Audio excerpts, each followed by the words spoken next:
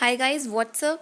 Welcome back to my channel Chemistry Chat, and guys, this is the part number 6 of chapter number 3 atoms and molecules.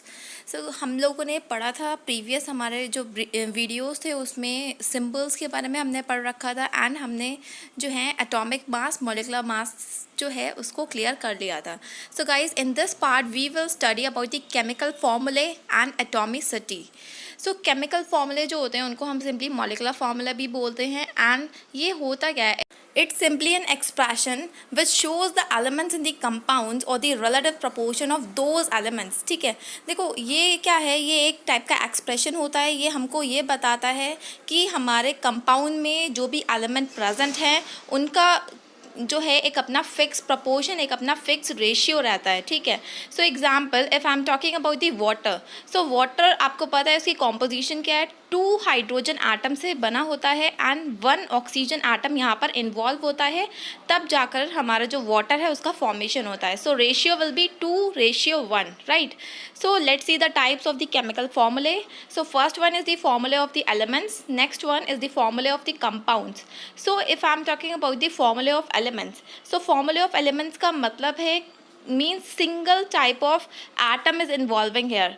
सो आपको पता है यहाँ पर S8 की मैं अगर बात कर रही हूँ तो इसमें क्या हो रहा है, सल्फ़र जो है वही इन्वॉल्व है 8 टाइम्स, तब जाकर सल्फ़र का एक मॉलिक्यूल बन रहा है. सो S8 is the molecule of sulphur. Similarly P4 is also the molecule of the phosphorus and Cl2 is the molecule of the chlorine and O2 is the molecule of oxygen. So this is the formula of the element. ठीक है, and if I am talking about the formula of the compound, then compounds आपको पता है, मैंने आपको chapter number 2 में भी बताया था. आपने अगर उसकी वीडियोस नहीं देखी हैं तो प्लीज़ उनको देख लेना. ठीक है, अब कंपाउंड्स जो हैं वो क्या होता है, उनका फॉर्मेशन जो है वो कैसे होता है, वो सब कुछ उन वीडियोस में सारा बिल्कुल क्लियर हो जाएगा जब आप देखोगे. सो CCl4 जो है इसमें क्या है, अलग अलग एटम्स जो है एक अपने फिक्स रेशियो में कंबाइन होते हैं, केमिकली बॉन्डेड होते हैं, तब जाकर के कंपाउंड्स का फॉर्मेशन होता है.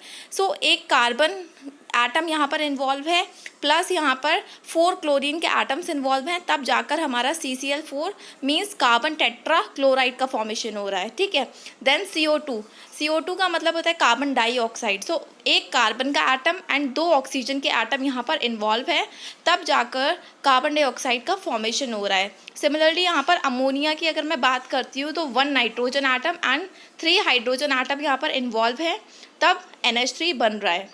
So now let's see the question. Question is, in water proportion of oxygen and hydrogen by mass is. Water में आपको ये बताना है कि ऑक्सीजन और हाइड्रोजन का अपना उनके मास से क्या प्रपोर्शन रहता है, क्या रेशियो निकल के आता है. ठीक है, and second part in this you have to find out the molecular mass of the water. आपको मॉलिकुलर मास बताना है. सो सिंपली हम क्या करते हैं, सबसे पहले मॉलिकुलर मास को फाइंड आउट कर लेते हैं. मॉलिकुलर मास आपको पता है, मैंने प्रीवियस वीडियो में भी बताया था कि कैसे हम फाइंड आउट करते हैं. सो आप इसको डायरेक्टली भी फाइंड आउट कर सकते हो. ठीक है, और प्रॉपर प्रोसीजर के थ्रू भी फाइंड आउट कर सकते हो.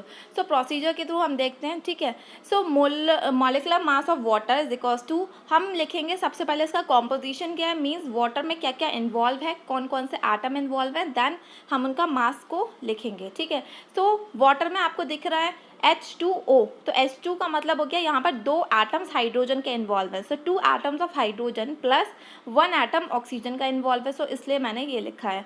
तो हम क्या करेंगे, 2 मल्टीप्लाई बाय 1. अब हमने 1 क्यों यहाँ पे लिखा है, 1 मैंने इसीलिए लिखा है क्योंकि 1 क्या है, हाइड्रोजन का एटॉमिक मास है. सो 2 multiply by 1 plus 1 multiply by 16. अब 16 क्या है, ऑक्सीजन का एटॉमिक मास है. ठीक है, तो हमने यहाँ पर 16 लिखा है. सो जब हम उनको ऐड करेंगे तो हमको क्या मिल जाएगा, 18 मिल जाएगा. सो 18 will be the molecular mass of the water, right.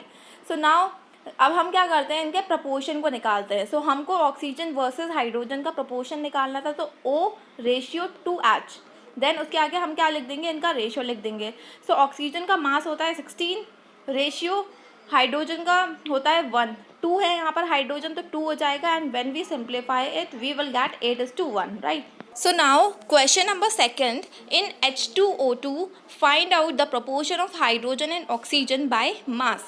ठीक है, देखो H2O2 का मतलब होता है हाइड्रोजन पर ऑक्साइड। आपको प्रोपोर्शन निकालना है हाइड्रोजन वर्सेस ऑक्सीजन का उनके मास के थ्रू। So simply we write down, हम क्या कर रहे हैं यहाँ पर कर देंगे H2O2। तो H2 का मतलब क्या हो गया, हम 2 × 1 लिखेंगे अगेन, प्लस O2। तो ऑक्सीजन का एटॉमिक मास होता है 16, तो ऑक्सीजन कितने हैं 2 है, तो 2 × 16 एंड इसको सिंप्लीफाई करेंगे, देन रेशियो हमको क्या मिल जाएगा 2:32। Then again on solving it we will get 1:16। Clear हो रहा है। So now next topic is our atomicity. देखो, so atomicity simply means the number of atoms in the molecules of an element। ठीक है, कितने नंबर के atoms हमारे present होते हैं किसी भी एलिमेंट में, जो भी मॉलिक्यूल होता है उसमें। इसका सिंपल फॉर्मूला है atomicity is equals to the molecular mass divided by the atomic mass. So now let's do the question. Calculate atomicities of phosphorus, ozone, sulfur and argon। So phosphorus की सबसे पहले हम find out करते हैं। phosphorus में आपको पता है कि कितने नंबर के एटम्स इन्वॉल्व होते हैं phosphorus मॉलिक्यूल बनाने में, तो आपको ये चीज़ पता होनी चाहिए। So phosphorus में इन्वॉल्व होते हैं हमारे 4 एटम्स। ठीक है, दैट मीन्स मॉलिक्यूल हमारा कैसा बनता है, P4 बनता है ना, तो 4 यहाँ पर हैं, तो दैट मीन्स 4 एटम्स हो गए। सो एटॉमिसिटी कितनी हो गई फॉस्फोरस की 4। ठीक है, so now next is ozone. Ozone हमारी होती है O3, तो 3 यहाँ पर एटम्स इन्वॉल्व हैं ऑक्सीजन के, सो that means atomicity will be दी 3। ठीक है, so now next is the sulphur. So sulphur जो होता है वो हमेशा ऑक्टामर बनाता है। ठीक है, सो S8 होता है यहाँ पर, that means 8 atoms of sulphur are involving here. So atomicity कितनी हो जाएगी 8 हो जाएगी। Then last one is the argon. Argon में क्या है, ये सिंपल हमारा मोनो एटॉमिक होता है। सो एटॉमिसिटी कितनी हो जाएगी यहाँ पर 1 हो जाएगी, क्योंकि 1 एटम इन्वॉल्व है। Fine, now let's do the question. Question number first, which have highest and lowest atomicities from the sulfur, phosphorus and krypton। so आपको सबसे पहले ये पता होना चाहिए ये किस फॉर्म में हमारे एग्जिस्ट करते हैं। सल्फर जो होता है वो S8 फॉर्म में एग्जिस्ट करता है, दैट मीन्स ऑक्टा एटॉमिक होता है सल्फर। ठीक है, so atomicity of sulphur will be the 8। Then phosphorus, phosphorus जो होता है वो हमेशा टेट्रा एटॉमिक फॉर्म में एग्जिस्ट करता है, दैट मीन्स P4 जो होती है वो फॉस्फोरस की फॉर्म होती है। So atomicity of phosphorus will be the 4। Now last thing is the krypton. So krypton जो है बेसिकली क्या है, इट्स अ नोबल गैस और we can say rare gas. ठीक है, सो ग्रुप नंबर 18 में ये मिलती हैं और ये जो होती हैं बिल्कुल स्टेबल होती हैं। सो इनकी एटॉमिसिटी जो होती है वो 1 होती है, क्योंकि ये मोनो एटॉमिक होती हैं। Kr जो होता है वो क्रिप्टन का सिंबल रहता है। तो इसमें से एक चीज़ तो क्लियर हो गई कि सबसे लीस्ट एटॉमिसिटी किसकी होगी, क्रिप्टन की होगी। कितनी होगी 1 होगी। एंड हायर एटॉमिसिटी जो होगी वो किसकी होगी, सल्फर की होगी। कितनी होगी 8 होगी। ठीक है, so now next question, which element has an atomicity of 1। आपको इन 4 ऑप्शंस में से ये फाइंड आउट करना है कि किसकी एटॉमिसिटी 1 होगी। First option is sulphur, next is ozone, third is hydrogen and last one is the helium. So guys हमको अभी एक चीज़ तो क्लियर हो गई कि सल्फर की एटॉमिसिटी कितनी होगी 8 होगी, because sulphur is the octa atomic. ठीक है, मीन्स नंबर ऑफ एटम्स कितने होते हैं इसमें 8 होते हैं। नेक्स्ट इज ओजोन, ओजोन मतलब हो गया O3। सो O3 इसकी एटॉमिसिटी कितनी हो गई 3 हो गई। So next is the hydrogen. So hydrogen जो है वो किस फॉर्म में मिलता है हमें, H2 फॉर्म में मिलता है। सो H2 फॉर्म में मिलता है, that means its atomicity will be the 2, because कितने एटम्स यहाँ पर इन्वॉल्व हैं 2 एटम्स।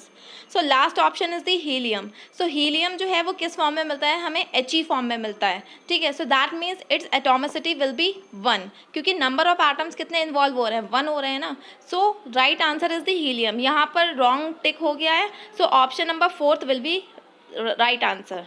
ठीक है, so now question number 3, which of the following element have the same molecular mass as its molecular mass. Sorry guys, यहाँ पर atomic mass होगा molecular mass की जगह पे। सो आपको इन 4 ऑप्शन में से ये बताना है कि कौन सा ऐसा एलिमेंट है यहाँ पर जिसका एटॉमिक मास और मॉलिकुलर मास जो है वो सेम होता है। First one is the oxygen, next one is the chlorine, third one is the neon and last one is the nitrogen.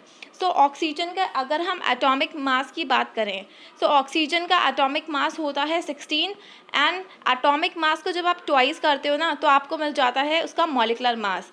सो इसका मॉलिकुलर मास जो हो जाएगा वो हो जाएगा 32, क्योंकि एटॉमिक अगर हम एटम की बात करें तो हमारा ऑक्सीजन एटम हो गया। अगर मैं O2 की बात कर रही हूँ तो O2 क्या हो गया, ऑक्सीजन का मॉलिक्यूल हो गया। ठीक है, सो इसका मतलब फर्स्ट ऑप्शन राइट आंसर नहीं होगा। Now second option that is chlorine. अब क्लोरीन जो है वो किस फॉर्म में मिलता है, Cl2 फॉर्म में मिलता है हमें।